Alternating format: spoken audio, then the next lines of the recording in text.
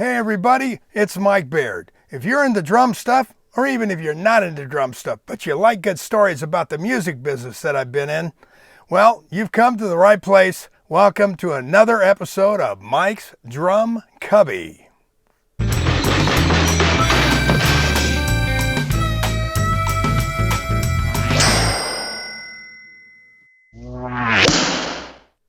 Welcome, covers, to another episode of Mikes Drum Cubby, the channel I created for you, the covers. So today we got a great drum, and we got two great stories. We got one about the drum and how I got it, and another one about a famous TV theme that I played on, where I could have gotten myself in hot water in the studio, but I came out unscathed, and it was all good. But you'll probably get a kick out of it. So anyway, if you dig the channel, please hit the subscribe button, give me thumbs up, send me a comment. Always love to hear from you. So, without further delay, let's get to the Remo Piccolo. The Remo Piccolo.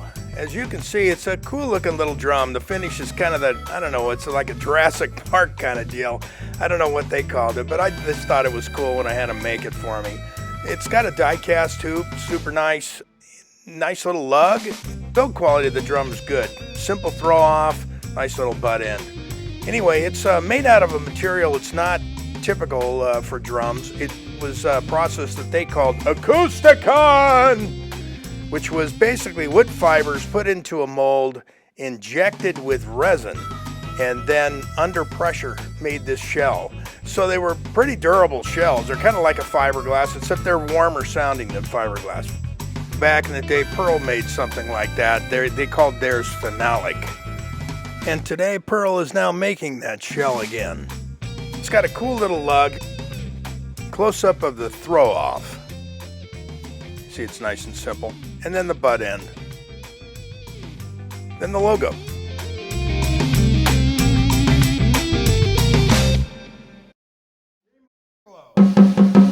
Here we are, tuning-wise. You could probably go a little bit lower, but this is kind of where it likes to live, or higher. So here we go.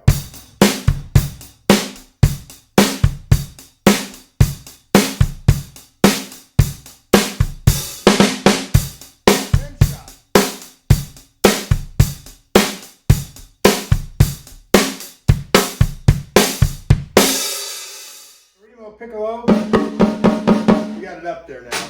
So see what it sounds like.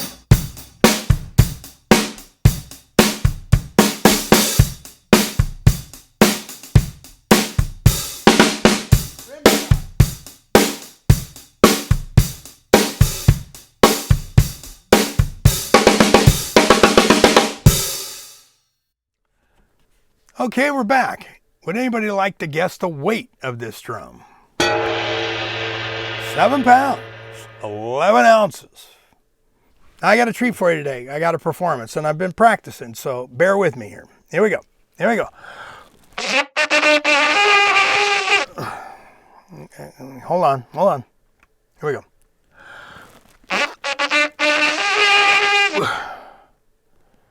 One more. Okay. The hell with this. Here we go.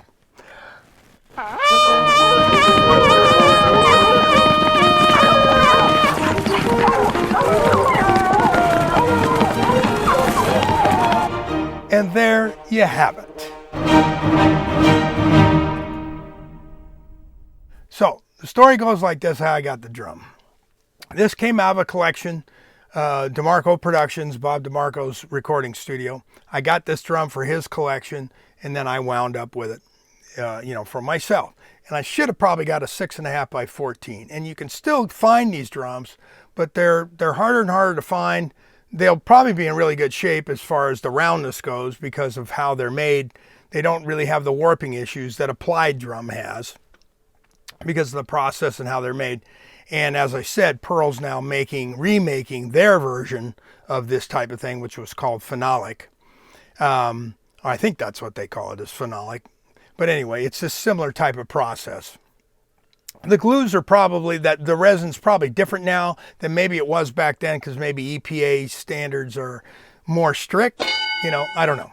But anyway, So here goes the story about this drum and how I know about them. Anyway, so they were fairly inexpensive to me. My reps at Remo are Chris Wakeland, who has been there like forever, and my newest rep is Roger Johnson. And Roger's been there a while, but I didn't deal with him because he was over on the percussion side of Remo instead of the drum head, drums, which Chris was. Now Chris has kind of moved up, so Roger's taken over kind of his deal, even though I still talk to Chris and everything's great. Anyway, so Roger hit me telling kind of a cool story about his deal with these kind of drums. He had bought a set of these drums and is a player, like a lot of the people at Remo that work there, they're players. Anyway, so he was playing in his band and doing all that kind of good stuff. Well, every year they sold these drums out of a warehouse in North Hollywood. And every year they'd have to go take inventory like everybody does. It's a manufacturer. You got to do inventory for taxes, that kind of thing. So what happens is that they decided they were going to get rid of these drums. So they had to take an inventory of what they had, and they were going to blow them out and whatever. So Chris went down there with all the rest of the people that do this type of thing. And he started rummaging around, and he came across a box, and he opened the box, and instead of it being an 8x12, so it's 8 inches deep, 12 inches around, it was 9x12, and it was this odd color. It was like, okay, what's up with this? So he fumbles around some more, finds another drum and another drum, another drum. Pretty soon, it's a whole kit. Well, then he goes back, and they're trying to find the number to this kit. And as they find out, a guy had custom ordered this kit and paid for him. And for 4 years or whatever, they've been trying to get a hold of this guy and couldn't find him. Never returned their calls, never did whatever. So these drums are up for grabs. So he said, well, how about if I buy them? Well, he got them. So now he got these drums. Well, he had this older set, so he's going to sell that set. So he sells the set, and he puts it like on Craigslist or one of those type of things, and a guy shows up to buy them. And he plays them, whatever, and the guy says to him, okay, why are you selling these so cheap? And Roger says, well, what do you mean? Well, he goes, well, they sound great. I mean, why are you selling them so cheap? Well, he had bought them cheap, and they weren't that expensive to begin with, even when brand new. So he says, well, that's just, that's what I'm selling them for. So the guy bought them, was happy as a clam. And now Roger has this custom kit that was a one-off, and there you go. So that's kind of his story with that deal and my thing with Remo. Well, now we get on to the story about how I could have gotten in trouble, but I didn't.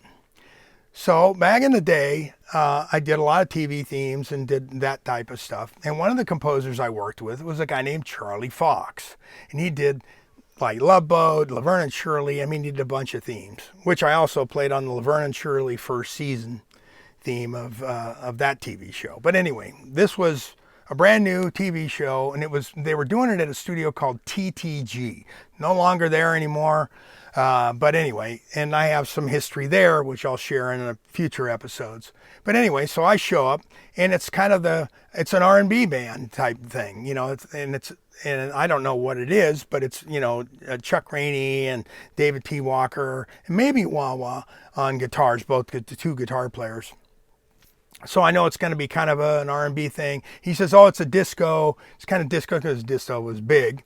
It's a new show called Love Boat. Well, I used to do this impression before I saw Bill Murray do it on Saturday Night Live of a crappy lounge singer, So I started singing, oh, the love boat, the love boat, the love boat, whatever. And then Charlie Fox comes out, and of course everybody could hear me. And he goes, hey, I want to introduce you to the singer on this theme, Jack Jones. Well, Jack Jones is a big band singer, which lounge singers try to imitate.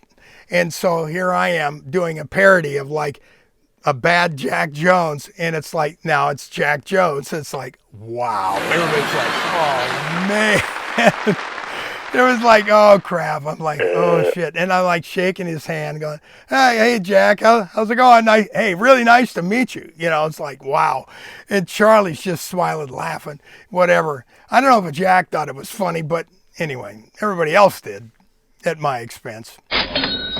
No, anyway, I kind of got out of that one, even though it could have been bad, but it wasn't anyway. And on that same session, just this kind of a sidebar, I think the lyricist was Paul Williams, who was a songwriter, lyricist for many, many, many years through the 70s, 80s, whatever. And so I think he wrote the lyrics of this. Anyway, he was there and he had a brand new car. And it was a 308 Ferrari. So if you're not familiar with a 308 Ferrari, it's the one they used in Magnum PI, whatever. But this was brand new. I mean, it was like, wow. I mean, let's go check it out. So everybody goes outside. Charlie, everybody goes out and starts looking at this car, and everybody's like oohing and on. And back in those days, didn't have Ferrari dealers like they do now, where you walk into a Ferrari dealership and it's all good. They had these guys that would import these cars in, Porsches and all these foreign cars, because they didn't meet EPA or smog standards, and they'd have to get them smogged and certified and do all that kind of good stuff. So it was a special deal. It was a really special deal. But anyway, now it's no big deal to get one of these cars. You can walk into a Porsche dealer or whatever. You can get anything. Lamborghinis, Maseratis, as everybody knows. But back then it was a different story. Anyway, we saw his car. We went in. We cut the track. I think it was like a one-pass deal. And so anyway, the first season of Love Boat is, that's me playing on it. And also I played on first season of Laverne and Shirley with Charlie Fox. He was great. And I did several shows with him through the years. Anyway, it was great guy, great composer, a lot of fun. Always a lot of fun. And I have another story about that Laverne and Shirley thing, and we'll share that on another episode. Anyway, well, we've come to the end of another Cubby. And if you dig the channel, please hit the subscribe button, give me a thumbs up, send me a comment. Whether it's on the drum, on the story about the studio with Jack Jones, or whatever. I always love to hear from you. And what do we always say? That's it. And we'll see you in a minute.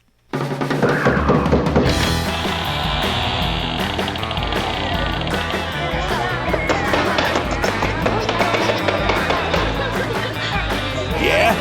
What do you want?